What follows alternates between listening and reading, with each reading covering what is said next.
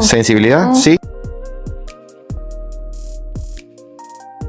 Y porque voy a hacerte una modificación en cuanto a la técnica con respecto al sensitive para bloquear allí. No, creo que con eso lo pudiéramos solventar la parte de sensibilidad allí.